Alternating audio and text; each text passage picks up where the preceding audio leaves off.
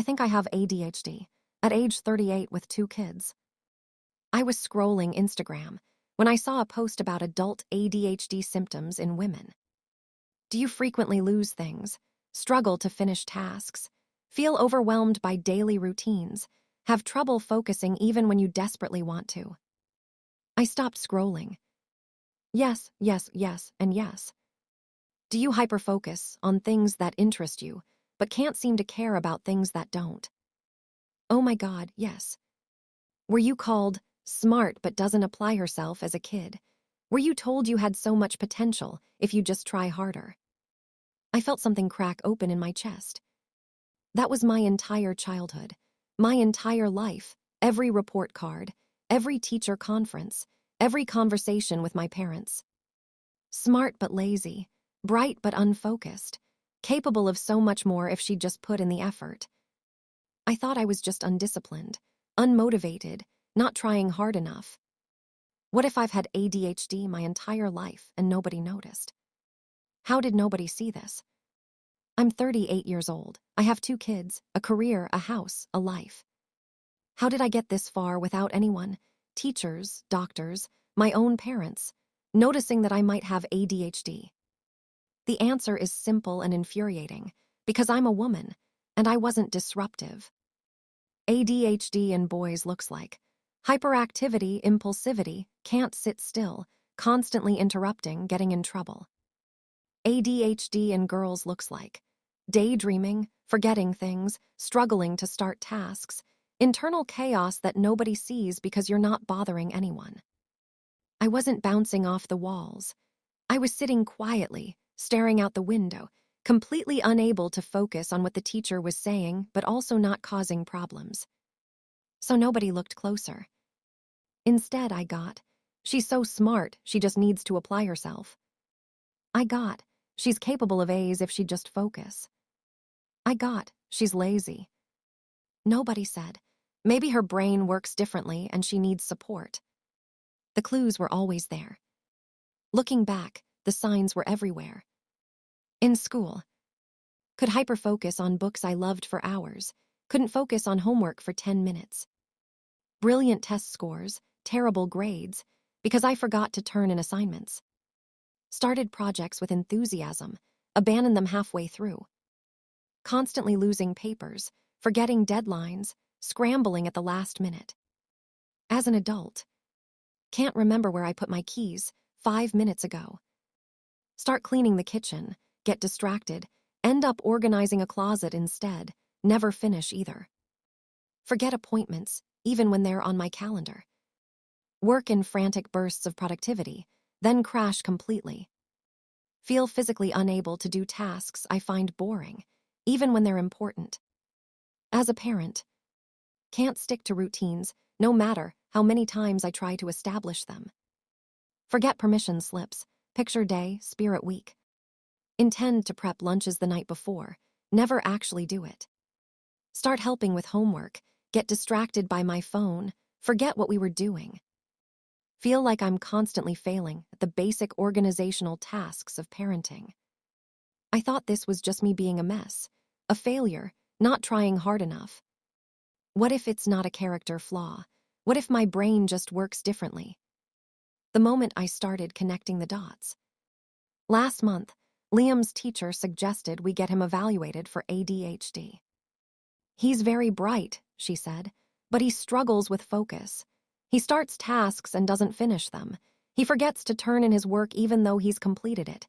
He daydreams in class. I sat there listening and thought, she's describing me. We took him to a pediatrician who specializes in ADHD. She asked us questions about his behavior, his school performance, his ability to regulate attention. And as I answered, I kept thinking, this is me. This has always been me. After the appointment, I went home and Googled ADHD in adult women. What I found was years of articles, research, personal stories from women who weren't diagnosed until their 30s, 40s, even 50s. Women who'd spent their entire lives thinking they were lazy, unmotivated, not good enough.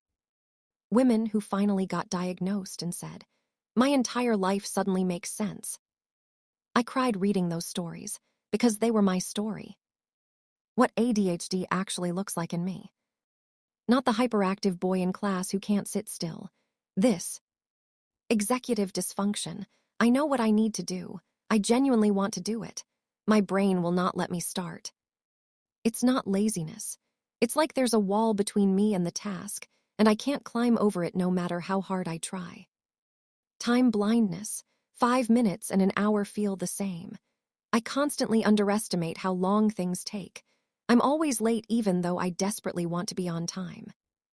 Inability to prioritize. Everything feels equally urgent or equally unimportant. I can't tell what to do first, so I do nothing. Or I do the least important thing because at least it's something. Object permanence issues. If I can't see it, it doesn't exist. I forget I have food in the fridge. I forget appointments that aren't staring me in the face. Out of sight, out of mind, out of existence. Emotional dysregulation. Small frustrations feel catastrophic. I go from fine to completely overwhelmed in seconds.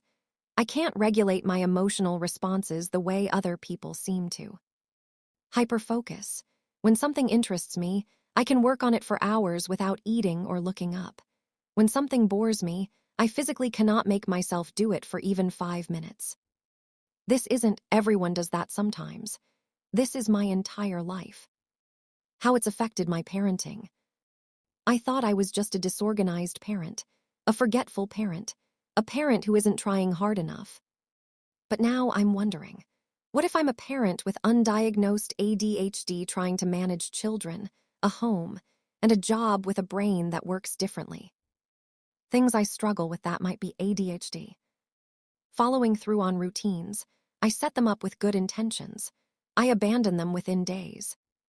Remembering school stuff, spirit week, picture day, permission slips. I forget constantly even though I desperately don't want to. Managing the mental load. I can't keep track of all the things. Doctor appointments, dentist checkups, who needs new shoes when the science project is due. It's too much information and my brain can't hold it. Transitioning between tasks. I'm working, then suddenly it's time to pick up the kids and I can't shift gears. I'm still mentally in work mode even though I'm physically with them. Regulating my emotions. I snap at the kids over small things because I'm already overwhelmed, and one more request pushes me over the edge. I've blamed myself for all of this, told myself I'm a bad parent, that I need to try harder, be more organized, care more. But what if I'm not failing? What if I'm just trying to parent with a neurodivergent brain and no support? The shame I've carried. Here's what I've told myself my entire life. You're smart enough to do better. Other people manage this, why can't you? You're just lazy. You're not trying hard enough. You have so much potential if you just apply yourself. I've carried this shame for 38 years. The shame of being called gifted, but never living up to it. The shame of knowing what I should do and being unable to make myself do it. The shame of watching other people handle basic life tasks easily while I struggle with things that should be simple. The shame of being a parent who forgets things, who can't stick to routines, who feels constantly overwhelmed by the organizational demands of family life. And now I'm learning. Maybe it's not shame I should be carrying. Maybe it's grief. Grief for all the years I spent thinking I was broken when I was actually just different. Grief for the support I never got because nobody recognized what I was dealing with.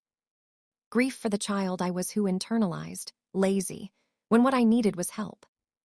What I'm doing about it. Step 1, I made an appointment.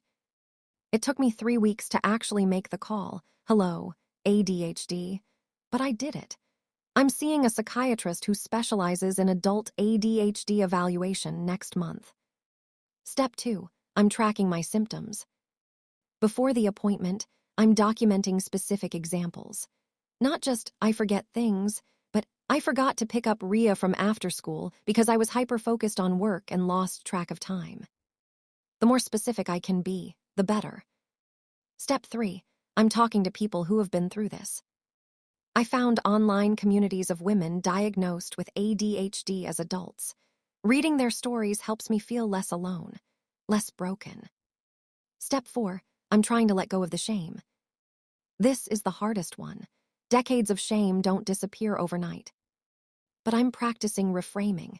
Instead of "I'm so disorganized," I'm trying, "My brain works differently and I haven't had the right support."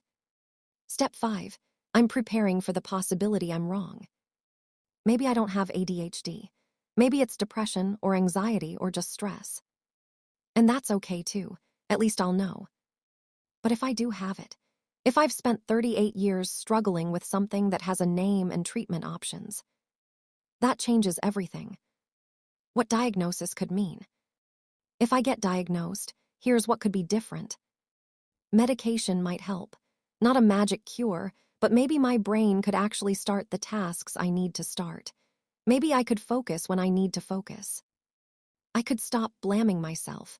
Instead of "I'm lazy and need to try harder," it becomes, "I have a neurological condition and I need strategies that work for my brain."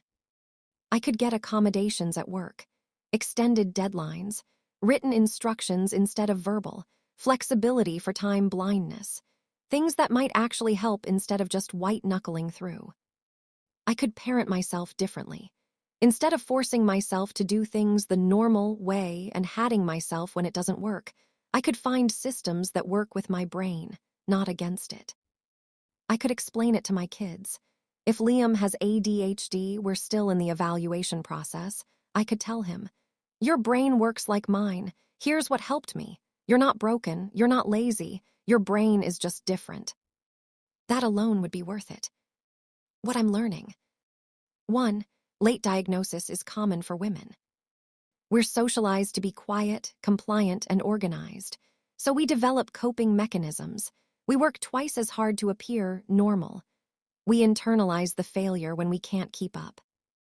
And nobody notices we're struggling because we're not causing problems for anyone else. 2. ADHD doesn't mean you can't succeed.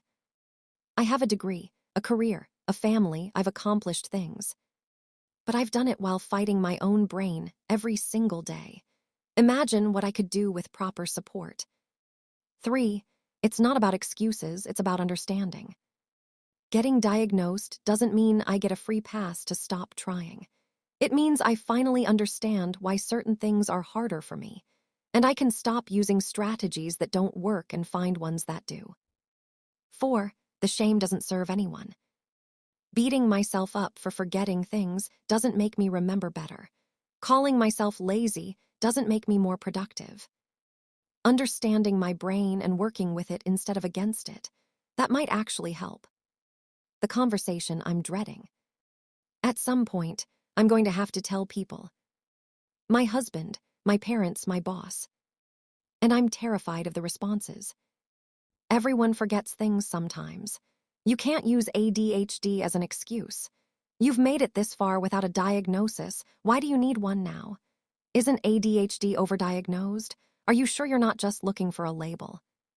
I'm preparing myself for dismissal, for people who don't understand, for the same "just try harder" messages I've gotten my whole life. But I'm also preparing myself to stand firm. I've been trying harder my entire life. That's the problem. I've been trying to fix something that wasn't about effort. What I want you to take away. If you're reading this and thinking, "Wait, this sounds like me," I want you to know. You're not imagining it. Adult ADHD in women is real, underdiagnosed, and often missed because we don't fit the stereotype. You're not lazy. If you've spent your life thinking you're not trying hard enough, but you can't seem to function the way other people do, it might not be a character flaw. It might be your brain working differently. It's not too late to get help. I'm 38, I have kids, a career, decades of thinking I was just a mess. But it's not too late to understand myself better, to get support, to stop fighting my own brain. Getting evaluated doesn't mean anything is wrong with you. It means you're taking yourself seriously. You're looking for answers instead of just accepting that you're bad at life. Even if it's not ADHD, you deserve to know what's going on. You deserve support. Where I am now, I don't have a diagnosis yet. I might not have ADHD at all. but the possibility has reframed my entire life. All the times I was told I was lazy, maybe I wasn't. All the times I felt like a failure for not being able to do things that seemed easy for everyone else. Maybe it wasn't failure. All the times I thought, why can't I just be normal? Maybe normal isn't the goal. Maybe understanding and working with my brain is. I'm scared of the evaluation. Scared they'll confirm it and my whole life was harder than it needed to be. Scared they'll say I don't have it and I'm back to just being a mess with no explanation. But I'm more scared of spending the rest of my life not knowing, of continuing to blame myself, of watching my kids struggle with the same things and not being able to help them because I never understood it myself. So I'm going through with it. And whatever I find out, at least I'll know. Have you wondered if you have ADHD? Were you diagnosed as an adult? How did it change things? I'd love to hear your story.